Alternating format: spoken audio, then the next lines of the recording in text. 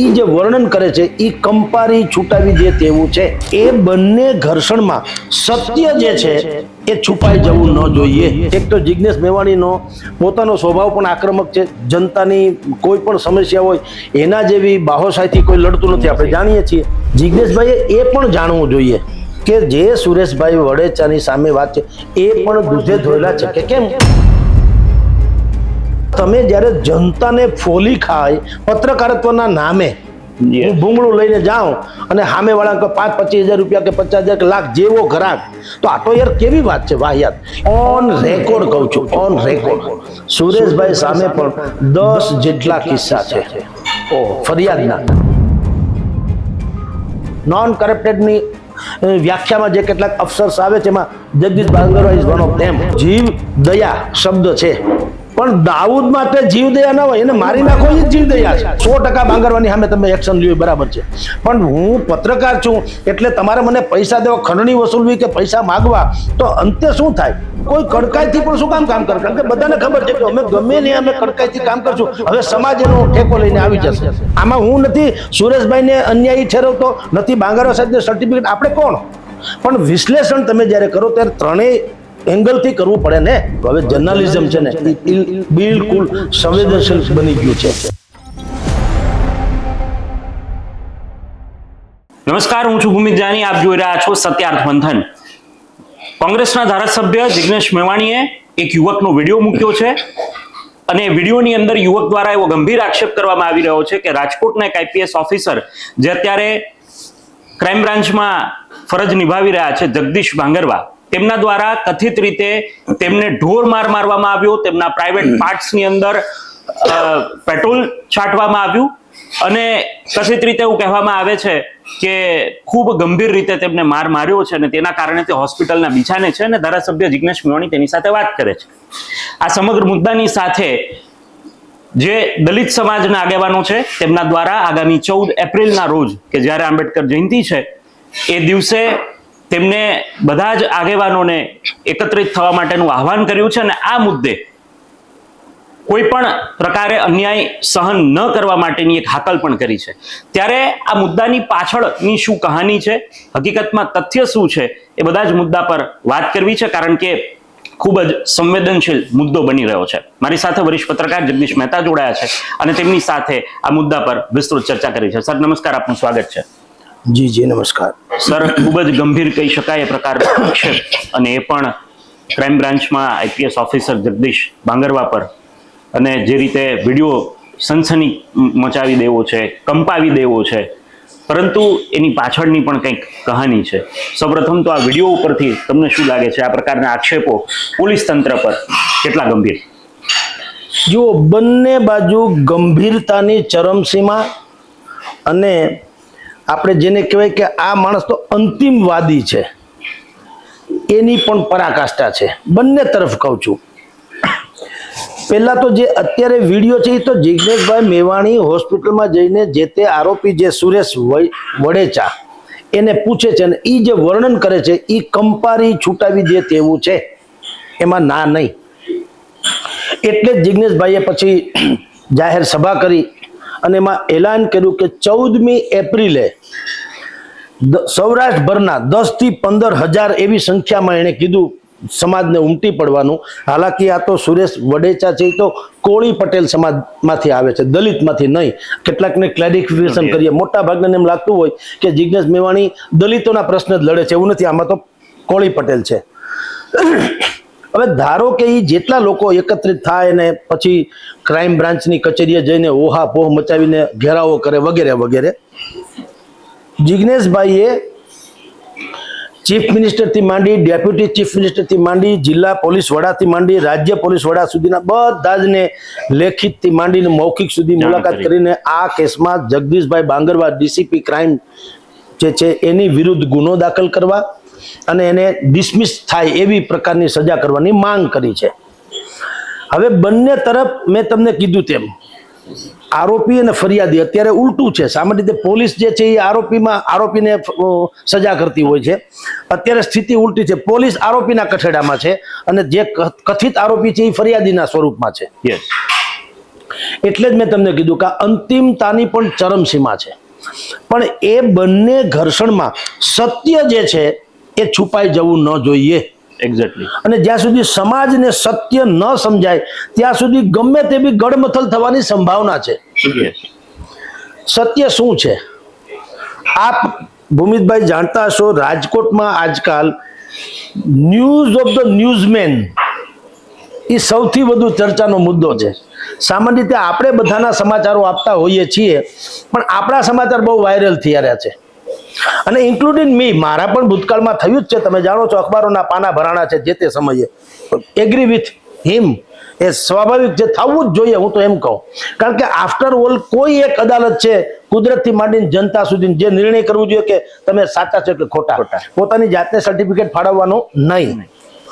તો જેની સામે અત્યારે આમ તમે જુઓ તો ઉહાપોહ ચાલી રહ્યો છે, એમાં પણ એક ન્યૂઝમેનની વાત છે ને, ખબર રાજકોટની નામનું કોઈ દૈનિક છે, પાક્ષિક છે, યા ગમે તે હોય. હવે પાક્ષિક હશે તો પણ પછી સોશિયલ મીડિયામાં એક એનું પાનું કે પેજ જે બનાવીને કે છે ડેઈલી ટુ ડેઈલી સમાચાર આપે વગેરે. હવે ઘટના શું છે અને શું થયું એ પેલા જાણવું જોઈએ.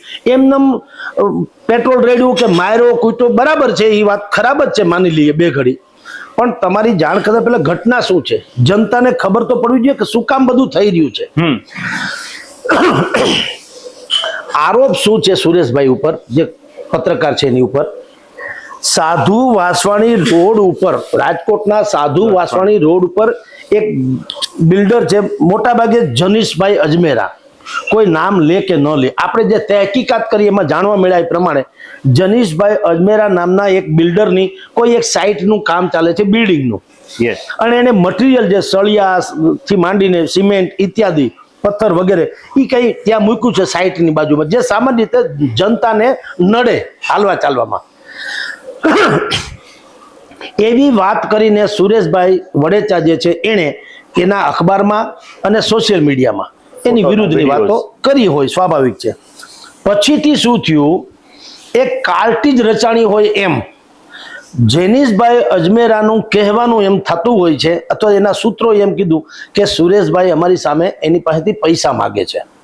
ઓહો, કે તમે આવું નહીં આ લઈ લ્યો અથવા તો બંધ કરાવવું હોય ટૂંકમાં તો હું પૈસા માંગુ, એવો ઈ લોકોનો આક્ષેપ છે. આ આખા કેસમાં બધી વાત આક્ષેપ છે, તથ્ય નહીં. તથ્ય જુદી ઘટના, આક્ષેપ જુદી ઘટના. તો સરવાળે શું થવું જોઈએ, પછી હું તમને આખી ડિટેલમાં વાત કરું કે જેની આપણે ભાઈ સુરેશભાઈએ પોતાના સોશિયલ મીડિયાથી માંડીને પોતાના અખબારમાં વાત કરી, પછી અન્ય દૈનિકોમાં પણ એ વાત છપાવવા માંડી, પાનાઓ ભરાઈને. એટલે પ્રેશર ટેકનિક બિલ્ડર ઉપર પ્રેશર આવે, સ્વાભાવિક જ છાપાને કારણે. પણ કોઈએ તથ્ય ન તપાસ્યું કે જેનીશભાઈનો જે પ્રશ્ન છે અથવા તો જે વાત છે એ નડે છે, કાટમાળ બધો ત્યાં નાખ્યો નડે છે, એ વાત હકીકત છે, રાઈટ. પણ એ નડે છે એટલે લખાય છે કે કઈ ફળતું નથી એટલે લખાય છે? વાત ત્યાંથી ડખો શરૂ થયો. તો જેનીશભાઈના સૂત્રોએ પોલીસને એમ કીધું છે કે અમારી પાસેથી પૈસા માગે છે. ઓહો, છાપવા નહીં છાપવાના. એનો અર્થ એ થયો, માની લ્યો કે આ જો તથ્ય હોય તો કહું છું, આ પાછું સત્ય નથી, આક્ષેપ જ છે. પણ જો ઈ હોય પૈસા માગતા હોય એનો અર્થ એમ છે જો પૈસા તમે આપી દો તો જનતાને પાછું કઈ નડતું નથી, તો ચાલવા દો. ઈ એ ડખો તો છે ને. સવાલ એ છે કે જયારે જર્નાલિસ્ટ પત્રકાર એ જનતા માટે કંઈક કરતા હોય તો બનવું તો એવું જોઈએ કે બિલ્ડર, જે તે બિલ્ડર, આ કેસમાં જેનીશભાઈ છે જવા દો, દુનિયાની કોઈ પણ સમસ્યા હોય, પત્રકારને કોઈ ઓફર કરે પૈસાથી માંડીને કોઈ પણ પ્રકારની, તો પણ પત્રકારે કહેવું જોઈએ કે તમારી ઓફર તમને મુબારક, આ જનતાની પીડાનું શું? તમે મને ધારો કે 5-50 હજાર રૂપિયા આપી દો, એથી કરીને આ રોડ ક્લિયર થવાનો નથી. તો ઇટ્સ એ જર્નાલિઝમ. પત્રકારત્વ શું છે? એ વ્યાપક જનતાના હિતમાં થનારું વાત છે. સેટિંગ કે સોદાબાજી નહીં. એ તો એનો અર્થ એમ થયો કે આપણે જનતાની સમસ્યાને ઢાલ બનાવીએ છીએ, તો એ તો કઈ રીતે ચાલે? ભલે સમસ્યા જનતાની છે, ના નહીં, જનતાને નડે છે આ કાટમાળ દાખલા તરીકે, પણ તમને એ કાટમાળ કરતા જેનીશભાઈ વધુ નડતા હોય એવું લાગે. અંગત કોઈ બિલકુલ છે કે દુશ્મનાવટ છે એવું લાગે. અને કા વહીવટ છે, બેમાંથી એક. જે આક્ષેપ છે, મેં કીધું ને આમાં પણ આક્ષેપ જ છે ને પોલીસની સામે અત્યારે જે છે એ આક્ષેપ જ છે ને. નો ડાઉટ એનો પગ ભંગાઈ ગયો છે, હોસ્પિટલમાં છે, પણ બાકીના જે અરેરાટી ઉપજાવે એવા આક્ષેપો છે એની તથ્યનું નિરૂપણ હોસ્પિટલમાં આવવું જોઈએ ને. હવે એમાંય પાછો બીજો આક્ષેપ પણ છે. એ ભાઈ સુરેશભાઈએ કીધું જ છે કે ભાઈ હું હોસ્પિટલમાં દાખલ થયો, મેં ડોક્ટરને કીધું મારું મેડિકલી તમે મને રિપોર્ટ આપો, મને કયા ભાગે શું ઈજા થઈ, તો હોસ્પિટલ વાળાએ પણ સહયોગ ન આપ્યો. એ પણ આક્ષેપ છે, ના નહીં. પણ આ બધી તથ્યો જે છે એ કોઈ કાળે અત્યારના વૈજ્ઞાનિક યુગમાં છુપાવી શકાતા નથી. મેડિકલી જો એ થયું હોય તો એ પણ છુપાવી શકાય નહીં. હું તમને કહું, તમે એને જે એક ટેસ્ટ કહેવામાં આવે છે, દાખલા તરીકે આમાં એ ભાઈનો તમે જેમ ભાઈનો હમણાં ગોંડલમાં ટેસ્ટ થયો તો શું કહેવાય, નાર્કોટિક. હોસ્પિટલના વડાનો નાર્કોટિક ટેસ્ટ કરાવો કે તમને આને આવી વાત કરી હતી કે કેમ, કરી હોય તો તમે એનો ઇનકાર કર્યો કે કેમ. તમે બાંગરવાનો નાર્કોટિક ટેસ્ટ કરાવો. તમે આ પ્રકારે મારવાની વાતો જે છે એ ખાલી એટલા માટે માર્યો હોય કે તમને બિલ્ડરે પ્રેશર કર્યું છે એટલે માર્યો છે કે આ માણસ કઈ તોફાની કે કોઈ પણ પ્રકારની તોડબાજીવાળી વાત હતી. તમે આ ભાઈનો પણ નાર્કોટિક ટેસ્ટ કરાવો કે તમે જનતાની સમસ્યા માટે જ જેનિસભાઈની સામે ઝુંબેશ શરૂ કરી હતી કે બીજી કોઈ વાત હતી. અને નાર્કોટિક જેનિસભાઈનો કરાવડાવો કે તમારી પાસે પૈસા માંગ્યા હતા કે કેમ. યસ, અને એમની પાસે એવું કઈ પ્રૂફ હોય તો એ પણ તો હોવું જોઈએ ને. જેનિસભાઈએ પણ કોઈ પ્રૂફ હજી સુધી મેં કમસે કમ જેટલું એનાલિસિસ કર્યું એમાં કે જેનિસભાઈનો ઓલો આવતો સ્પષ્ટીકરણ. તો તમે એમ કરીને જો પત્રકારે ખરા અર્થમાં પ્રજા માટે જ કર્યું હોય અને તમે કારણ કે બિલ્ડર છો તો ન ચાલે. એટલે આ બધામાં મેં તમને કીધું ને આ છે ને પરાકાષ્ઠા છે બધી બાબતોમાં. અને એ રહસ્ય હજી અકબંધ છે કે બેઝિકલી અહીંયા સુધી શું કામ પહોંચ્યું. પણ આપને કહું, પછી જિજ્ઞેશભાઈ સુધી વાત પહોંચી. જિજ્ઞેશભાઈ અહીંયા સભા કરી. પહેલા તો વિડીયો એને ત્યાં ગયા, અત્યારે ફરિયાદી છે સુરેશભાઈ, એને પત્રકારને મળ્યા અને એની વિગત જાણી કે ભાઈ મને પોલીસે ઊંધો નગ્ન કરી, ક્રાઇમ બ્રાન્ચમાં ઊંધો લટકાવી, મારા મળ માર્ગમાં કે ગુપ્તાંગ ઉપર માર માર્યો કે પેટ્રોલ છાંટ્યું વગેરે બહુ જ અરેરાટી ભરી વાતો કરી. હવે આ બધી જ આક્ષેપો જે છે એ સનસનીખેજ છે. એટલે એક તો ઊંટને ઉકરડે ચડવું એના જેવું છું. એક તો જિજ્ઞેશ મેવાણીનો પોતાનો સ્વભાવ પણ આક્રમક છે. જનતાની કોઈ પણ સમસ્યા હોય એના જેવી બાહોશાહીથી કોઈ લડતું નથી. આપણે જાણીએ છીએ એની એગ્રેસિવનેસ જે છે, આક્રમકતા છે, એનો પરિચય છે. એટલે એણે એની જ સ્ટાઇલમાં અહીંયા સભા કરી અને એમાં પણ પરાકાષ્ઠા સર્જી. જો બંને પક્ષે છે સાહેબ, આપણે એક તરફથી એમ કહીએ છીએ કે પોલીસ ડિપાર્ટમેન્ટે સવિનય કાયદા કાનૂનથી વર્તવું જોઈએ, મારવું જોઈએ નહીં. એ આપણે અપેક્ષા પોલીસ પાસેથી રાખીએ છીએ ને, જે જિજ્ઞેશભાઈએ રાખી છે, ખોટું નથી. સામે પક્ષે જિજ્ઞેશભાઈ એ પણ એમએલએ છે ને, કોઈ કોમન મેન નથી, ધારાસભ્ય વાળી શિક્ષિત અને અડધા પડધા તો એડવોકેટ છે, શિક્ષિત છે, યુવાન છે, નોલેજેબલ છે, સારું ઓરેટરી જાણે છે, આક્રમક છે, બધું જ છે. પણ એણે પણ કેટલીક જગ્યાએ અવિવેક દાખવો ભાષણમાં, જાહેરમાં. એ પણ છે ને. થવું શું જોઈએ આમાં એવું છે સાહેબ, તમે આપણને કૂતરું કડી જાય તો આપણે એને કરડવાનું ન હોય. તમે દવા કરો એ જ વાજિબ વાત છે. અને પછી કૂતરાને કોઈ પકડી લ્યો એવું કરવું જોઈએ ને. તમે સામે બટકું ભરી લ્યો એવું હોય ક્યાંય?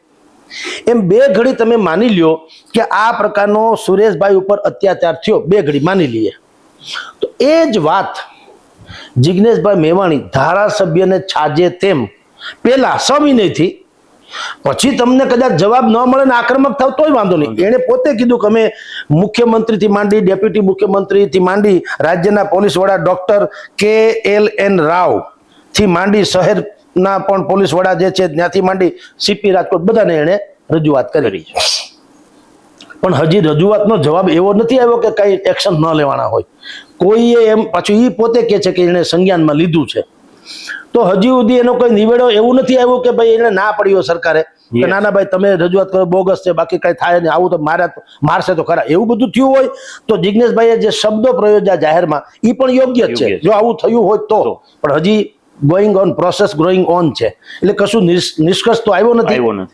એમાં સભામાં જિજ્ઞેશભાઈએ પણ જે શબ્દાવલીઓથી નવાજ્યા ભાઈ બાંગારુને, આપણે સોરી બાંગરવા સાહેબને, તો એ પણ અતિશયોક્તિ તો ગણાય જ નહીં. એક એમએલએ પાસેથી પણ એક પ્રકારની શાલીનતાની જે અપેક્ષા હોવી જોઈએ એને બદલે નો ડાઉટ કે આક્ષેપ ખતરનાક છે, બહુ ગંભીર છે, જેની કોઈ સીમા નહીં. Yes. ઇટ્સ ઓકે છે, પણ પેલા તમે પણ એક વખત શાલીનતાથી વાત કરો અને પછી એનું રિએક્શન ન આવે અથવા તો કોઈ એક્શન લેવામાં ન આવે તો તમારો આક્રોશ એ વાજિબ છે. મારી દ્રષ્ટિએ તો એ થોડુંક શાલીનતાથી વર્તા હોત ને તો આની ગંભીરતા પણ ઓર વધી ગઈ હોત. હવે શું થઈ ગયું છે, ઇન્ડિવિજ્યુઅલ લડત હોય એવું લાગે, પર્સનલ ઈગો પર એવું લાગે. કારણ કે આપણે જાણીએ છીએ જિગ્નેશભાઈ મેવાણીને આ જગદીશ બાંગરવા સાથે જૂનો પણ એક વિવાદ ચાલે છે, વિવાદ. બાંગરવા સાહેબ બીજી ક્યાંક જગ્યાએ નોકરી કરતા હતા અને કોઈ એક પ્રકરણ હતું, ભૂલાઈ ગયું અત્યારે મારી પાસે રેફરન્સીસ નથી, પણ કોઈ મહિલાઓને હેરાન કરી યા તો એવું કંઈક પ્રકરણ છે. એમાં બાંગરવા સાહેબની સામે જે તે સમયે પણ જિગ્નેશ મેવાણીએ ઉહાપોહ મચાવ્યો હતો. એટલે ત્યાંથી ચાલ્યું આવે ને અહીંયા પાછો આ બીજો કેસ થયો એટલે દોડવું એને ઢાળ મળે. પણ હવે હું જે આ બેની તથાકથિત લડતમાં જે ઢબુરાઈ જનારું સત્ય છે એની ઉપર આપણે થોડું ફોકસ કરવું જોઈએ, નિષ્પક્ષ રીતે. એવું નહીં કે આપણે પત્રકાર છીએ એટલે પત્રકારની ફેવર જ કરીએ. સત્યની ફેવર કરવાની વાત છે. સત્ય ગમે તે પક્ષે હોય અને એ જ સાચું પત્રકાર, અને બિલકુલ એ સાચું પત્રકારત્વ છે. મારી ભૂલ છે એ મારી ભૂલ નહીં, એટલે આપણે કહીએ છીએ ને ભાઈ તમે કરો એ લીલા ને અમે કરી છીનાળા. તો અત્યારે શું થયું, છેલ્લા કેટલાક સમયથી ન્યૂઝ ઓફ ધ ન્યૂઝમેન એ રાજકોટમાં ભયંકર હદે ચાલી રહ્યું છે. બધા જ લોકો 1000-2000 ના ભૂંગળા લઈને નીકળી પડ્યા છે. આરએનઆઈ નંબર એની પાસે હોય, જે તે પાક્ષિકનું હોય કે સાપ્તાહિકનું હોય, પછી સોશિયલ મીડિયામાં એ ડેઈલી ના થઈ જાય. અને પાછું થઈ જાય એમાંય વાંધો નથી, પણ તમે ખરા અર્થમાં પત્રકાર છુઓ વાલા. તમારામાં જનતાની પીડાની જ વાત છે ને બીજું કોઈ ન હોય. આજે 30-35 વર્ષથી આપણે પણ આ લાઈનમાં છીએ.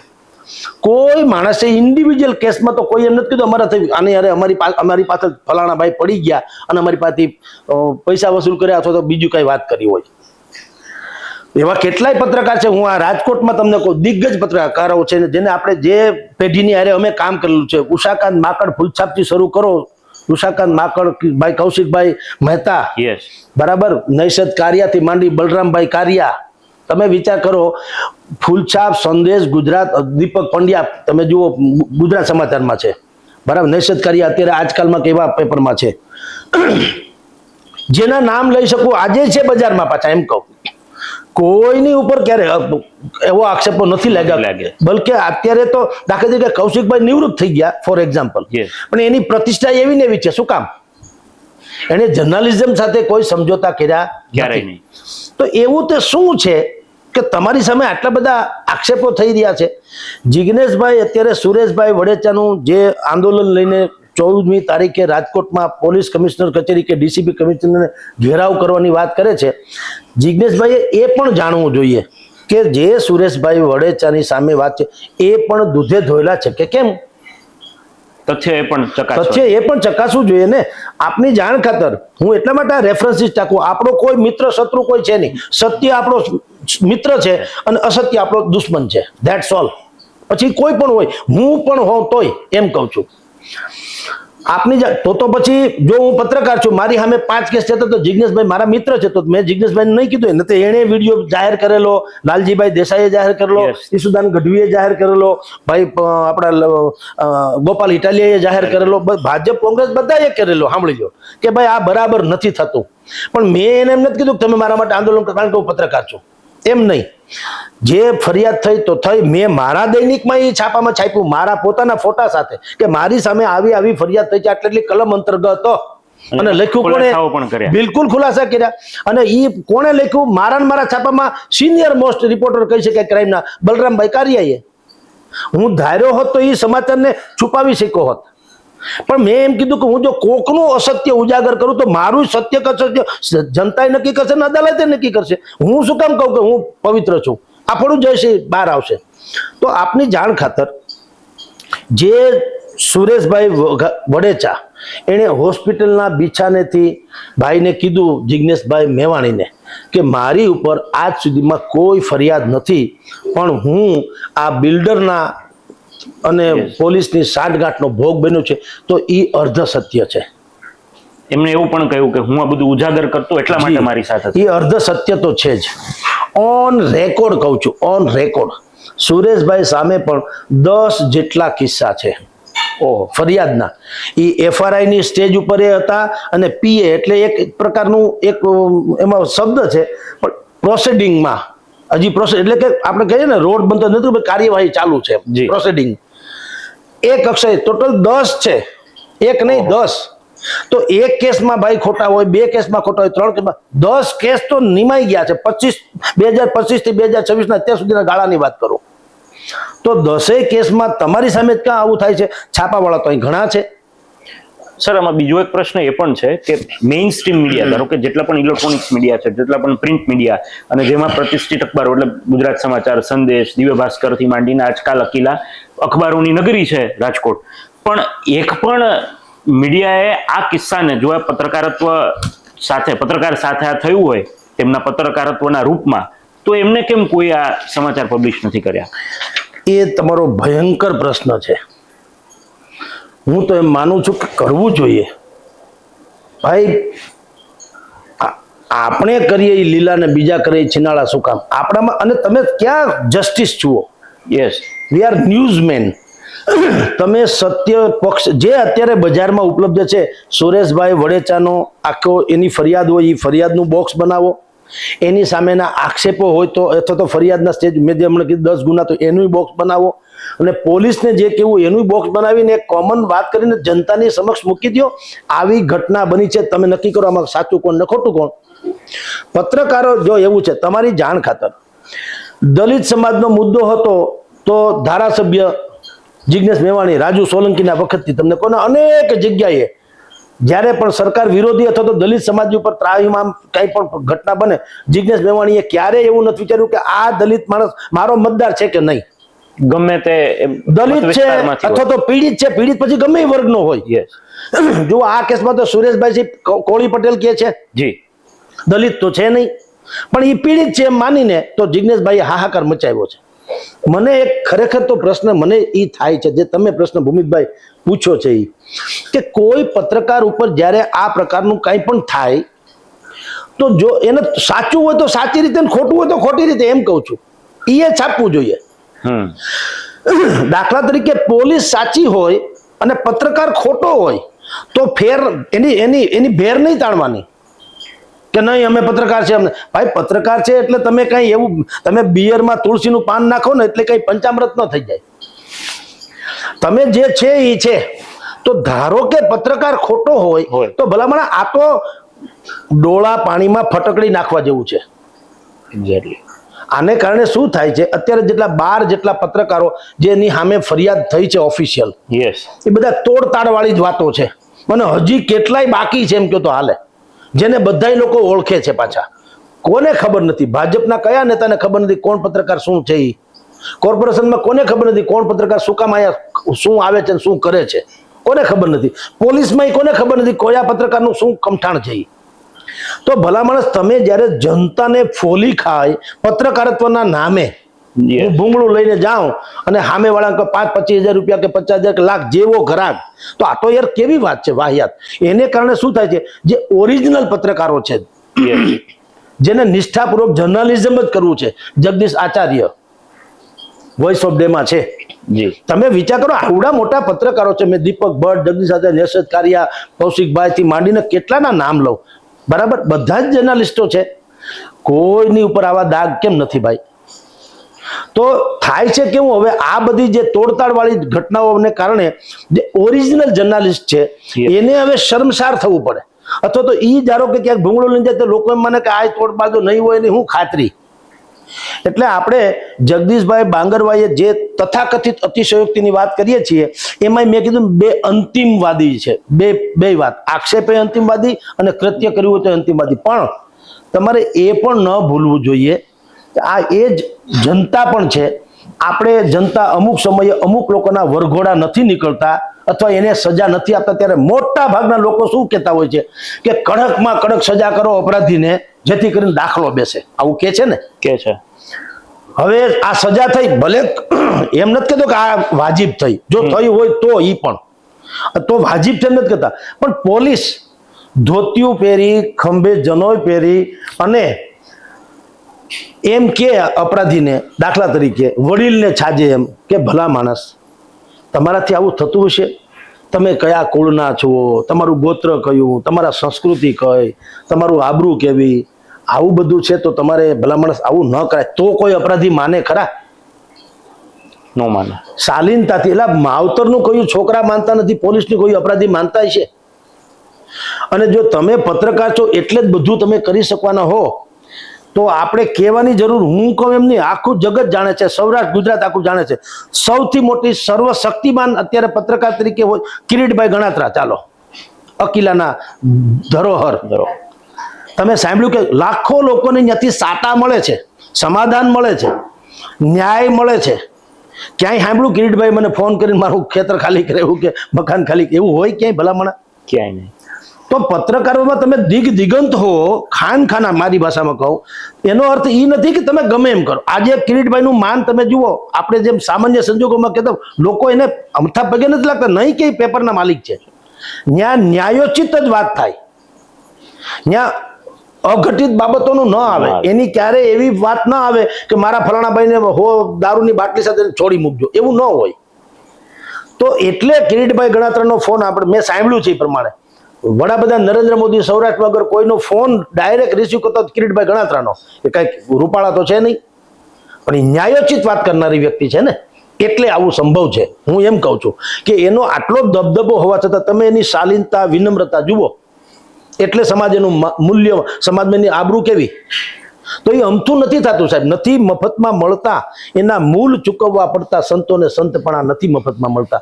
પત્રકારત્વમાં પણ આબરૂ, ઇજ્જત, ઓનર, આદર એ મેળવવું એ નાની માના ખેલ નથી. અત્યારે 12 જણા ઉપર જે કેસ થયા તમે જુઓ, બધાના કેસમાં સમાનતા જ છે.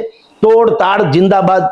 બસ તમે પત્રકાર બની શું ગયા છો, કોઈ તમારી પાસે લીગાલિટી નહીં, જર્નાલિઝમનો કોર્સ કર્યો કે ન કરો કઈ નહીં, 1000-2000 નું ભૂંગળું લઈ લો, એક છાપું રજીસ્ટ્રેશન છાપું કે મીડિયા રજીસ્ટ્રેશન કરાવી લો, નીકળી પડો. તો આ જે ઘટનાક્રમ છે એ બહુ અતિશયોક્તિ ભર્યો છે. એટલે તમને કહું, આપણે બાંગરવાની ટીકા કરીએ, દાખલા તરીકે આ માયરા એ હકીકત હોય તો હજી હું કહું છું, માયરા છે ને જે ટ્રીટમેન્ટ કરી, તમે ટ્રીટમેન્ટ નથી કરતા તો તમને એ અધિકાર નથી કોઈને કે એમ કહેવાનો કે તમે ધડારૂપ સજા નથી કરતા. બે વસ્તુ કોન્ટ્રોવર્સી ન ચાલે ને, બે વસ્તુ. ધડારૂપ સજા એટલે શું મને કયો?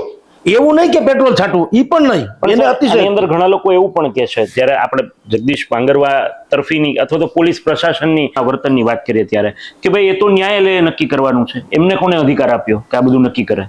જો ભાઈ, બધું જ આપણે ન્યાયાલયમાં આજ સુધી કોઈએ કોઈને તાપલી નથી મારી. હવે હું તમને દાખલો બતાવું, ન્યાયાલયની વાત ચાલી છે તો. રાજકોટના જંગલેશ્વરમાં મુરઘા ગેંગ હતી, મુરઘા ગેંગ. એના 17 આરોપી હતા. આની પહેલા ચડ્ડી ગેંગ હતી, એના 19 આરોપી હતા. કોઠારિયામાં પેંડા ગેંગ, રાજકોટની જ વાત કરું છું, પેંડા ગેંગ અને ભૈલું ગઢવી ગેંગ, એના 21 આરોપી હતા. ઓડિયા ગેંગ એક હતી, એના 11 આરોપી હતા. અને એક બાટલી ગેંગ હતી, એના 11 આરોપી હતા. આ ગેંગ તો બધી હતી. યસ. હવે જે લોકોએ પ્રશ્ન કરે અદાલત ઉપર છોડી, અદાલત ઉપર કોઈએ ન અદાલતમાં કોઈ ગયું ન કોઈને કાંઈ થયું. ઇઝ ધ જગદીશ બાંગરવા, એણે આ આખા રાજકોટમાં કાનૂન વ્યવસ્થાને થોડીક, સતીશ વર્મા પછી કહું છું, સતીશ વર્માનો જેને કાળ યાદ હોય કે અપરાધીઓ સ્વયંભૂ સ્વપ્નામાં સતીશ વર્મા આવે તો થથરી ઉઠતા હતા. એણે કાયદાનો ખોફ અને કાયદાનું શાસન શું છે એ સતીશ વર્માએ પ્રસ્થાપિત કરેલું. આપની જાણ ખાતર એ પછી પહેલી વખત એવી ઘટના રાજકોટમાં રાધર બની છે જગદીશ બાંગરવાના કાળમાં. આપણે એની ફેવર નહીં તો પણ આ હકીકત છે, હું તમને કહું છું. યસ. ગુજસી ટોકના જે 5-6 કે 4-5 જે ઇસ્યુ બન્યા અત્યારે, એ પણ જગદીશ બાંગરવાના કારણે બન્યા. અને જગદીશ બાંગરવા મેં સાંભળ્યું છે એ પ્રમાણે, હું સર્ટિફિકેટ નથી આપતો પણ સાંભળ્યું છે, NC કહેવામાં આવે, નોન કરપ્ટેડ. જેમ નિર્લિપ્ત રોયને તમે સેલ્યુટ કરો છો એવી રીતના કરપ્શનને લાગે વળગે ત્યાં સુધી NC નોન કરપ્ટેડની વ્યાખ્યામાં જે કેટલાક અફસર્સ આવે છે એમાં Jagdish Bangarwa is one of them. તો એને એવા એની જે આ સાઇટ છે એ પણ તમારે મગજમાં રાખવી પડે ને. આખા રાજકોટમાં આની પહેલા આવી ક્યારે પોલીસ પેટ્રોલિંગ થતું મને કયો, જ્યાં રાતના 1:30-2 વાગ્યા સુધી બધા લોકો ઉભા રહેતા હતા ચા પાણીના હોટલ વગેરેમાં, અસામાજિક તત્વો કે જે કયો તે. અત્યારે નાઇટ પેટ્રોલિંગ થાય છે, સુમસાન થઈ જાય છે, કોઈ માથાકૂટ થતી નથી. હવે અગાઉના સમયમાં જેમ જાહેરમાં મારામારી થતી હતી છરી ચાકા લઈને, આપણે ઘણા ઇસ્યુ લાઈવ વિડીયો જોયો. હવે તો કઈ છુપાછુપી તો છે નહીં. તો ઈસ ધ બાંગરવા એની ફરક છે કે હમણાં એ તમે જો ઓછા તમને એવા કિસ્સા જોવા મળે છે, અથવા તો નહીવત. તો બાંગરવા સાહેબે કાયદો અને વ્યવસ્થાને લાગે વળગે ત્યાં સુધી ધાક બેસાડવા અથવા તો કાયદાનું શાસનની જમાવટ કરવા માટે થઈને કંઈક કડક એક્શન તો લીધા હોય. આ કઈ પેલા ભાઈ સુરેશભાઈ વૈડા છે પેલા છે એવું તો નથી. સુરેશભાઈને માર્યા હોય ધારો કે, તો એવું નથી કે પેલાને પોલીસ શું કરે. તમે મને કીધું ને અદાલત નક્કી, બધું જો અદાલત જ નક્કી કરે તો આપણે પાછા ઈ નહીં, આપણે જ છીએ મીડિયા વાળા. અદાલતમાં હજારો ને લાખોની સંખ્યામાં કેસ પેન્ડિંગ છે અને કાંઈ નિવેડો આવતો નથી. અને આ મેં તમને Murgha gang, Bhailu Gadhvi gang, Penda gang, Odisha gang કે બાટલી ગેંગ, આ બધી છે ચડી બનિયાન, ક્યાં અદાલત મને બતાવો ભાઈ. પોલીસ જે છે એ પેલું સ્ટેજ છે, પછી અદાલત આવે. જો આ બધાને જો અદાલતનો જ આશરો, પોલીસે શું ખાલી એને પકડીને પોલીસ અદાલતમાં રજૂ કરી દે કોઈ પણ ધાકધમ, તો અદાલતથી કોઈ ફાટી પડતું નથી. લખી રાખો. અદાલતમાં જાય તો ઉલટાનું બધા નથી કહેતા કે ભાઈ તમે ન્યાય કરો, અદાલત કરશે. અદાલત કરશે રીઢા ગુનેગારો માટે નહીં. એ કોના માટે છે? સજ્જનો માટે છે. અદાલત બેસ્ટ ઓફ ધી બેસ્ટ છે, પણ કેમાં? જેમાં તમને નિર્દોષ લોકોને સંડોવી દેવામાં આવ્યા હોય. પોલીસે નિર્દોષ કહું છું, સંપૂર્ણપણે નિર્દોષ, પણ તમે ગમે તેમ કરીને ગાળીઓ ફિટ થઈ ગયો હોય તો અદાલત બેસ્ટ છે. પણ રીઢા ગુનેગારને થોડું હોય ભલામણા. જો જીવ દયા શબ્દ છે, પણ દાઉદ માટે જીવ દયા ના હોય, એને મારી નાખો એ જ જીવ દયા છે. એક્ઝેક્ટલી. તમે જીવ દયા દાઉદ માટે ન હોય. આપણે આમ તો કીડી મરી જાય એ ગમતું નથી, પણ દાઉદને માર નાખો તો બધા તાળીઓ પાડે. અત્યારે જે ધુરંધર 2 ફિલ્મ આવ્યું છે, પાકિસ્તાનના બધા આતંકવાદીઓને કોઈ અજ્ઞાત લોકો અજ્ઞાત ઇન્વર્ટેડ કોમામાં અજ્ઞાત લોકો એને મારી નાખે છે, તો કાં કોઈ અરેરાટી ન થઈ કરે આ તો ખોટા માન નાખે, તો જીવ છે, જીવની હિંસા થોડી. કોઈએ કીધું તાળીઓ વગાડે, સીટીઓ માર, શું કામ? આ લોકો ઈ છે જેને હજારો લોકોને માર નાખ્યા છે. યોગી આદિત્યનાથ જેટલા લોકોને શૂટ કરે છે, કરાવે છે, રાધર એન્કાઉન્ટર, કાં કોઈએ એમાં વિરોધ કર્યો દેશમાંથી? જે પીડિતો હોય એને જવા દો, પીડિત કે લાભાર્થીને જવા દો, પણ આમ જનતાએ શું કીધું કે you are right track. Kasab, આપ જાણો છો, કસાબથી માંડીને બધું. કસાબને તો આપણે કરોડો રૂપિયાના ખર્ચે બિરયાની ખવડાવીને 9-10 વર્ષે જે હરામ ખાયા આવીને મુંબઈ સેન્ટ્રલ થી માંડી અને બધા જ વિસ્તારોમાં જઈને સેંકડો લોકોને મારી નાખ્યા. 149 આટલા લોકોની લાશો બિછાવી મારીને તમારી નજર અમે વિડીયો છે, બરાબર? એને મારતા 10-15 વર્ષ થયા. આ અદાલત લ્યો. એટલે આ કેસમાં, એટલે આવા કેસમાં રીઢા ગુનેગારની વાત કરું છું. સુરેશભાઈ વડેચા એ નિર્દોષ હોય તો ભલે ને અદાલતમાં છૂટી જાય, પણ એની સામે 10 કેસ છે. એને જિજ્ઞેશ મેવાણીને જે કીધું કે મારી સામે કોઈ આજ સુધી એક પણ પ્રકારનો ગુનો નથી, એટલે જિજ્ઞેશભાઈ મેવાણીને એમ લાગ્યું ઓહો આ ખાલી પત્રકાર છે એટલે એને મારવામાં આવ્યો બિલ્ડરના ઇશારે. પોલીસ બિલ્ડરના ઓલા બની ગયા, પટાવાળા. પણ વાસ્તવતઃ એવું નથી. આની ઉપર 10 કેસ તો છે જ. સાચું ખોટું એ પછીની ઘટના છે. આપણે એમ નથી કહેતા કે અપરાધી જ છે, પણ કેસ તો છે ને. કેસ શું કામ થાય છે ભાઈ? અને બીજા 12 જણાની સામે કેસ થયા કે નહીં? નહીં તો તમે જ જે વાત મને કરી, સિનિયર મોસ્ટ જેને કહેવાય મેઇન સ્ટ્રીમ મીડિયા, આ બધા છે ને પત્રકારો, દિગંતો, મેં જેના નામ લીધા, રિપીટ નથી કરતો, એ બધાની અમે કાં નથી થતું. નહીં તો એટલા વર્ષથી નોકરી કરે છે છાપાની દુનિયામાં. અને એની સામે બીજી વાસ્તવિકતા એ પણ છે ને કે જો આ ભાઈ હકીકતમાં બધી જ રીતે એ કહેવાય કે આ પ્રકારના કોઈ કાંડની અંદર ના હોત, અથવા તો કથિત રીતે જે બિલ્ડર આક્ષેપ કર્યો છે તોડપાણીનો, એવું ના હોત તો કદાચ આ જ પત્રકારો એમના સમર્થનમાં પણ આવ્યા હોત. બિલકુલ ડિયર, એ 100% વાત છે. નિર્દોષ લોકોની સામે કાંઈ પણ થાય તો અચૂકે અચૂક સ્વયંભૂ જ લાગણી પ્રવર્તે. નિર્દોષની સામે પાયલ ગોટી કેસ આપણી સામે નજર સામે છે, અમરેલીનો. જી, એ દીકરીનો કોઈ વાંક નહોતો. ઘટનામાં પોલિટિક્સ, રાજકારણ જે હોય તે બધાને ખબર, દીકરીનો તો સ્વયંભૂ કોઈ વાંક તો હતો જ નહીં. તો આખો સમાજે ઉપડી ઉઠ્યો તો કે નહીં? યસ. નહીતર ભારતીય જનતા પાર્ટીના સમર્થકો હતા, વિરોધ કરનારા પણ, ખોડલધામથી માંડીને બધાય. તમે જુઓ, જ્યાં નિર્દોષતાની વાત આવે છે ત્યાં કોઈ માણસ કશું કરતું નથી. પણ આપણે ત્યાં અહીંયા 2-3 ઘટનાઓ બની ગઈ. આ ભૂલ હવે ફરીથી જિજ્ઞેશ મેવાણી ન કરી શકે ને, એટલે હું કહું છું. જિજ્ઞેશભાઈ મેવાણીએ આની પહેલા જુનાગઢના રાજુભાઈ સોલંકી, જે અત્યારે પણ હવે તો દલિત નેતા થઈ ગયા છે, પણ તમે કલ્પના કરો, જ્યારે એક ઇસ્યુ બન્યો તો એના છોકરાને મારવાનો આન તેને. એ પછી જિજ્ઞેશભાઈ મેવાણી આક્રમક રીતે આખું રાજકોટ બંધ કરાવવાની કલ્પના કરી રહ્યા હતા અને કીધું હતું કે અમે અહીંથી ગાંધીનગર મોરચો લઈને જઈને આમને તેમને. પણ પછી શું થયું? પછી એને ખબર પડી કે આપણે જેની ભેર તાણી રહ્યા છીએ, નો ડાઉટ એને માર્યો ને બધું ખોટું જ થયું, બરાબર, પણ રાજુભાઈ સોલંકી પણ દૂધે ધોયેલા નથી. ઓન રેકોર્ડ છે, એમાં મારો કોઈ આક્ષેપ નથી. અને હું તો વાંચેલું કહું છું, જગ જાહેર છે કે ભાઈ આટલા તેઓ શ્રી બુટલેગરના કેસમાં આટલા કેસમાં સંડોવાયેલા, જમીન ખલી કરાવી, ધમકી આપી, વગેરે વગેરે અખબારોમાં આવેલી વાતો છે. એ બધું જયારે આવ્યું અખબારોમાં, પછી જિજ્ઞેશભાઈએ રાજકોટ બંધનો કાર્યક્રમ કેન્સલ કર્યો. એને રિયાલિટી સમજાણી કે આ કેવળ દલિત છે એટલે માર્યો એવું નથી. એમ માર્યો એ બરાબર નથી, જુદી ઘટના છે, પણ એ દલિત છે એટલે નથી માર્યો, એ અપરાધી છે એટલે માર્યો છે.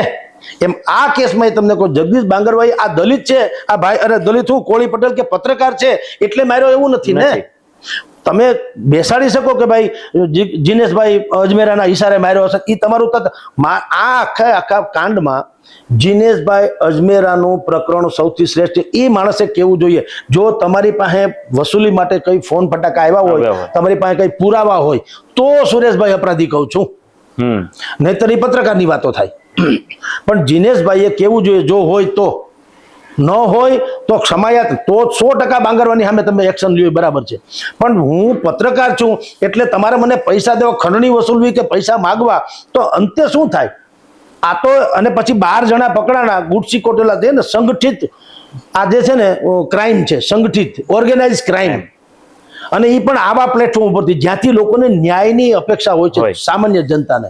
એટલે એવી રીતે રાજ્ય સરકારે ભલે હજી કાંઈ પગલાં નથી લીધા, મારી દ્રષ્ટિએ તો આમાં તેલની ધાર જોઈને આગળ વધવું જોઈએ. અને જિજ્ઞેશભાઈએ પણ એમ લેતી થોડુંક વિચારવું જોઈએ કે તમે નો ડાઉટ જે એનો આક્ષેપ છે કે આ પ્રકારે માર્યા છે એ ખતરનાક છે, એની જુદી ઘટના છે, પણ તમે જેની ભેર તાણવા જાઓ છો તો એનું તમે ઇતિહાસ ભૂગોળનું ચાખો. તો આ ફરિયાદની વાત છે, રેકોર્ડ ઉપરની વાત કરું, નથી રેકોર્ડ જવા દો, 10-12 કેસ એટલે કે ગુના સત્તાવાર એના નામે છે, બોલો, સુરેશભાઈના નામે. તો સવાલ એ છે મિત્ર કે એક તરફ આપણી જનતા, અત્યારે શું છે, જિજ્ઞેશભાઈ બોલે તાળીઓ પાડવાની મજા આવે, પણ તમે વિચાર કરો, તમે ઉના કાંડ થયો ત્યારે આ સમાજે બધાએ શું કીધેલું? આ જ સમાજ હતો ને કે કડકમાં કડક સજા આપો, ભયંકર સજા આપો. હવે સજા ન આપે તોય આપણે ચડી બેસીએ છીએ, સજા આપે છે તો કે તમે ભયંકર ક્રૂરતાથી વર્તો છો અને વિકૃતિ. અને અમુક જે જિજ્ઞેશભાઈએ વાત કરી છે, દાખલા તરીકે ઓરલ સેક્સથી માંડીને બધું કરાવે કે એવું કેવું, જો હોય તો એ ખતરનાક કહેવાય, એ નો ડાઉટ. એટલી બધી ક્રૂરતા કે વિકૃતિ ના હોવી જોઈએ, એમાંય ના નહીં.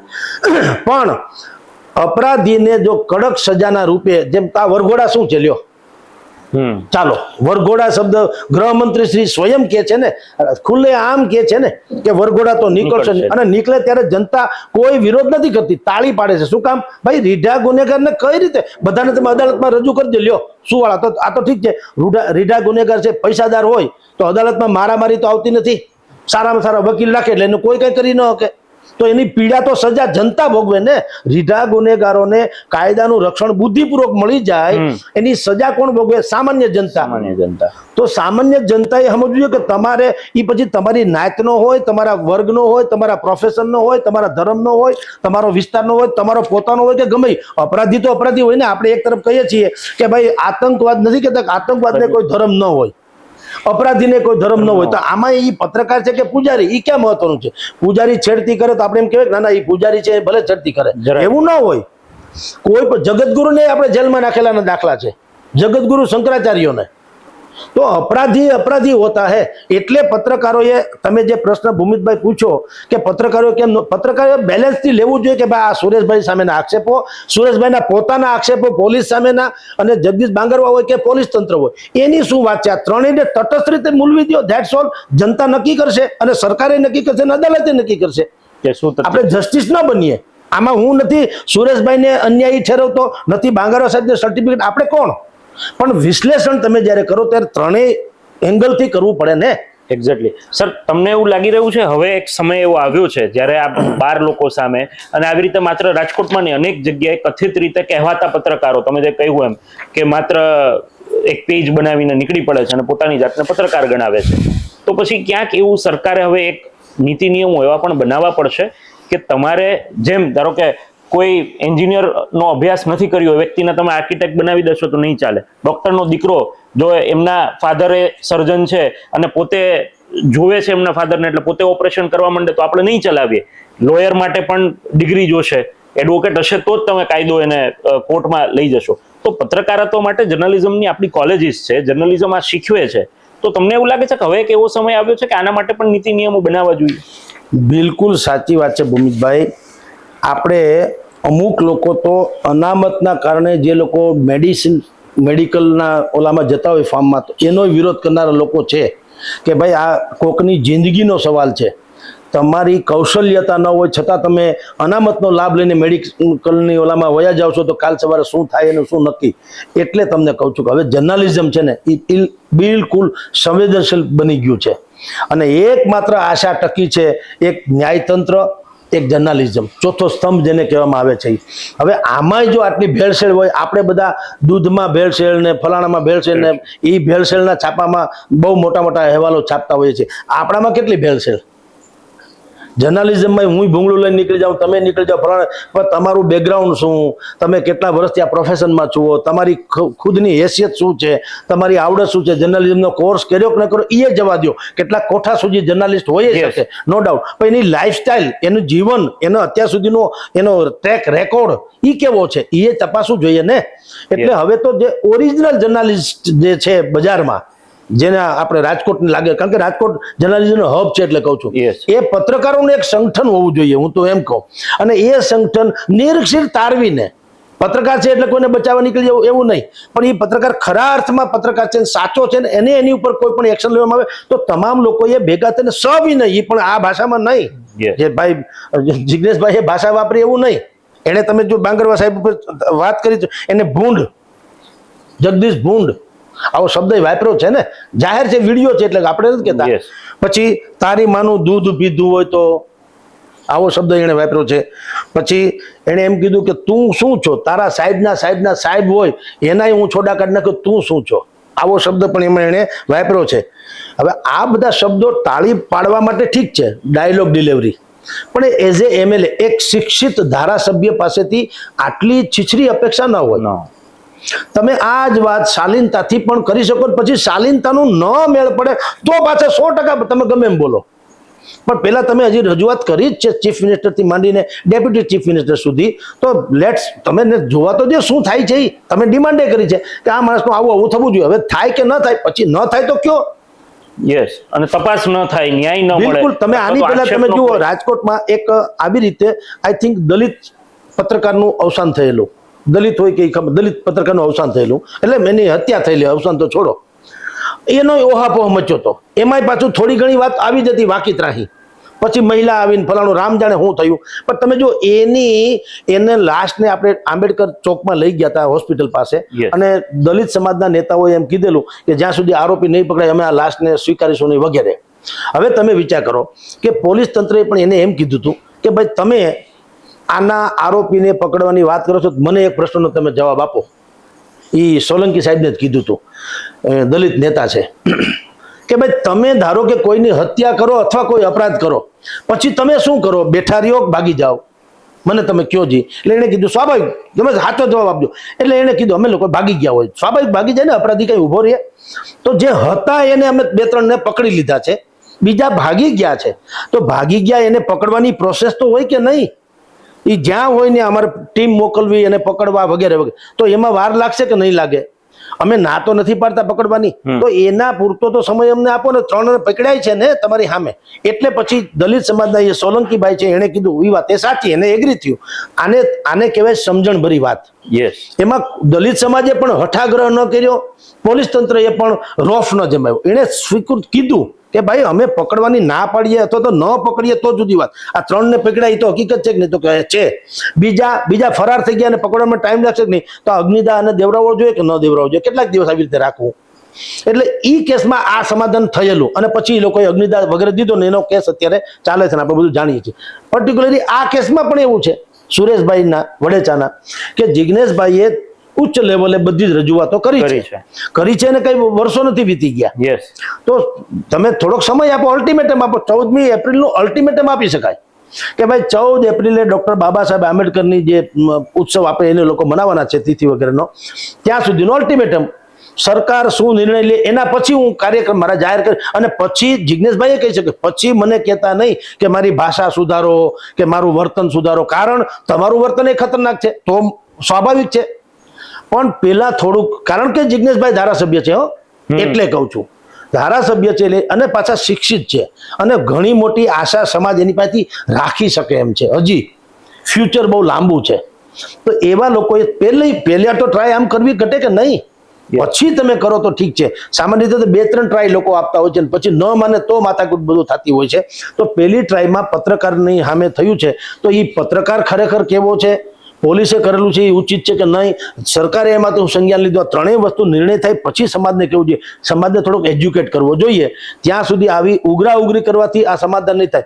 માની લો કે કાલ સવારે તમે બાંગરવા ઉપર કોઈ પણ આ પ્રકારના એક્શન લેવામાં આવે, હવે એની જગ્યાએ અથવા તો પોલીસ તંત્રમાં કોઈ પણ માણસ આવે, શું કામ કાંઈ કરે, આ પેટ્રોલ છાંટવું એ વાજિબ વાત છે એમ નથી કહેતો, પણ કોઈ કડકાઈથી પણ શું કામ કરે, કારણ કે બધાને ખબર છે કે અમે ગમે ને અમે કડકાઈથી કામ કરશું, હવે સમાજ એનો ઠેકો લઈને આવી જશે. તો પોલીસનો કોઈ પણ કોન્સ્ટેબલથી માંડીને ડીસીપી સુધી શું કામ કડકાઈથી કામ લે, અને પછી આપણે પાછા લખીએ છીએ કાયદો વ્યવસ્થા કથળી ગયા, કોઈ કોઈનાથી ફાટી પડતું નથી, અરાજકતા ફેલાઈ ગઈ, તો કરવું શું? સાહેબ એવું પાટણમાં પણ થયું હતું. પેલા જીલિયા ફાર્મ પર રાત્રે જયારે 15-20 લોકોનું ટોળું આવ્યું, સીસીટીવી જોયા અને પોલીસની 112 ઊભી હતી, 2 વાન ઊભી હતી, પથ્થરમારો કર્યો અને પોલીસ ભાગી ગઈ અને પછીથી એ લોકોનો વરઘોડો કાઢ્યો. તો બંને પક્ષે લોકો કહેતા હતા, પહેલી વાર જયારે આ કર્યું ત્યારે કે પોલીસમાં કાયદાનો ડર નથી, આરોપીઓ બેફામ રખડે છે, ગુંડાઓ બેફામ બન્યા. પછી એમનો વરઘોડો કાઢ્યો અને માર્યો તો એવું કીધું કે આ અમાનવીય કૃત્ય છે. તો આપણે પણ સમાજ તરીકે વિચારવાનું. સુરેન્દ્રનગરના કલેક્ટર લાંચ રૂશ્વત કેસમાં રંગે હાથ ઝડપાણા, તોય એનો સમાજ એની વાહે અમારા સમાજનો માણસ આમ છોડી દો, આ કઈ રીતે હાલે? વરઘોડો કાઢ્યો તો અલ્પેશ ઠાકોર, એણે પછી સરકારની સામે જે એક રીઢા ગુનેગારનો વરઘોડો કાઢ્યો, અને એ અલ્પેશભાઈ, કારણ કે એ પણ જિજ્ઞેશભાઈની જેમ ધારાસભ્ય છે, એણે વિરોધ કર્યો. તો શું થયું? જે તે પોલીસ વડાએ જેણે પણ વરઘોડો કાઢ્યો એ કોન્સ્ટેબલ દરજ્જામાં સસ્પેન્ડ કર્યા. એટલે ભાઈ તમારી મંજૂરી વગર વરઘોડા નીકળે કોઈ દી? તો તમે કે વરઘોડા કાઢ્યા તમે સસ્પેન્ડ કરો, તો કોન્સ્ટેબલથી માંડીને કોઈ પોલીસ વાળા હવે શું કામ આવું કરે? ઘોડ્યું એ કે આપણી નોકરી બચાવો, તો અરાજકતા એટલી હદે વ્યાપશે કે એનો પીડાનો ભોગ સામાન્ય જનતા બનશે. અત્યારે ગામડે તાલુકે મને હજારો ફોન આવે છે, તમને આવતા હશે કે ભાઈ અમારું કોઈ પોલીસ માનતી નથી, કોઈ અમારું તંત્ર સાંભળતું નથી.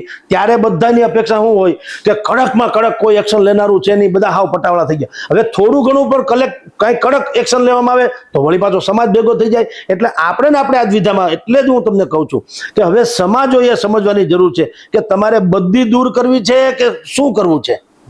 જો તમારે સુશાસન વાળી વાત કરવી હોય તો તમારે અપરાધીનું કમસે કમ ભેર નહીં તાણવી જોઈએ. તમારા સમાજનો કોઈ નિર્દોષ વ્યક્તિને કઈ હેરાન કરતા તો એના અમે 100% મોરચા માંડો, નિર્દોષ હોય તો. પણ હવે આ કેસ જે છે, આથી માંડીને અલ્પેશ ઠાકોર વાળો કે પેલા સુરેન્દ્રનગરના કલેક્ટર વાળો કે ગમે તે તમારા સમાજનો છે, એટલે એ કઈ રીતે રૂડો થઈ જાય? એટલે પાકિસ્તાનમાં જેમ ગુડ ટેરરિસ્ટ અને બેડ ટેરરિસ્ટ 2 શબ્દો છે, સરકાર દ્વારા પ્રાયોજિત છે, એ ગુડ ટેરરિસ્ટ બોલો, એ કે કાશ્મીરમાં જેને બધાની લાશો ઢાળી તો એ સારા આતંકવાદી, અને એની સામે પાછું થાય ને એની સ્કૂલમાં આવીને છોકરા મારી નાખે તો એ બેડ ટેરરિસ્ટ. એવું ન હોય. આતંકીનો ધર્મ ન હોય એમ અપરાધીનો ધર્મ, વર્ગ કે કાંઈ પણ હોઈ શકે નહીં. એ પત્રકાર હોય કે પૂજારી હોય. આતંક કે અપરાધી હોતા હોય. કાયદો એની રીતે આ જે કર્યું છે એવું નથી કહેતો, વારંવાર હું કહું છું, પણ કડકાઈથી કાયદાએ કામ કરવું પડે, કારણ કે અદાલતથી કોઈ ફાટી પડતું નથી, પોલીસથી ફાટી પડવું છે. કાયદાનું શાસન સ્થાપવું હોય તો થોડીક રીઢા અપરાધી ઉપર કડકાઈથી કામ તો લેવું જ જોઈએ. એ કેસમાં તમને કહું છું કે એમાં બાંગરવા સાહેબની જે છે, તમે જેમ શંકાનો લાભ આપીને થોડુંક છોડી મૂકવામાં આવે છે ને, આ કેસ પણ એના જેવો છે. માની લો કે અતિશયોક્તિ કર્યું તેને એમ કહી શકાય કે હવે આવી અતિશયોક્તિ ન કરશો, પણ સામે ગુનેગાર કેવો છે એ જોવો જોઈએ. સંપૂર્ણ નિર્દોષ હોય તો આ સંપૂર્ણ અપરાધી છે, આતંક ગુજાર્યો હોય, અને સંપૂર્ણ અપરાધી હોય તો પછી ન્યાયોચિત વાતે કરવી પડે.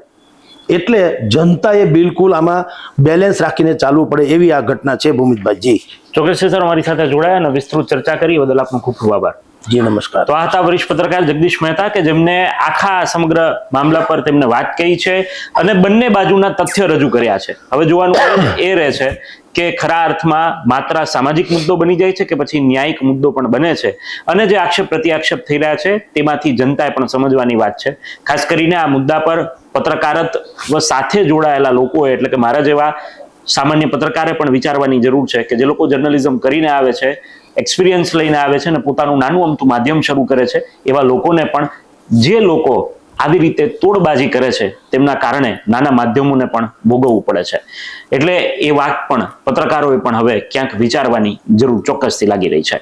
આપના આ વિડીયો કેવો લાગ્યો કમેન્ટ કરીને જરૂરથી જણાવશો. ફરીથી મળીશું નવી વાત અને નવા મુદ્દા સાથે. ત્યાં સુધી આપ જોડાયેલા રહો સત્યાર્થ મંથન સાથે. નમસ્કાર. સત્યાર્થ મંથનની યુટ્યુબ ચેનલ સબસ્ક્રાઇબ કરવાનું અને બેલ આઇકોન પ્રેસ કરવાનું, સાથે જ સત્યાર્થ મંથનનું ફેસબુક પેજ લાઇક અને ફોલો કરવાનું અને ઇન્સ્ટાગ્રામ પેજ સાથે જોડાવાનું પણ આપ ચૂકશો નહીં. અત્યારે બસ આટલું જ. મને આપશો રજા. આપ જોડાયેલા રહો સત્યાર્થ મંથન સાથે. નમસ્કાર.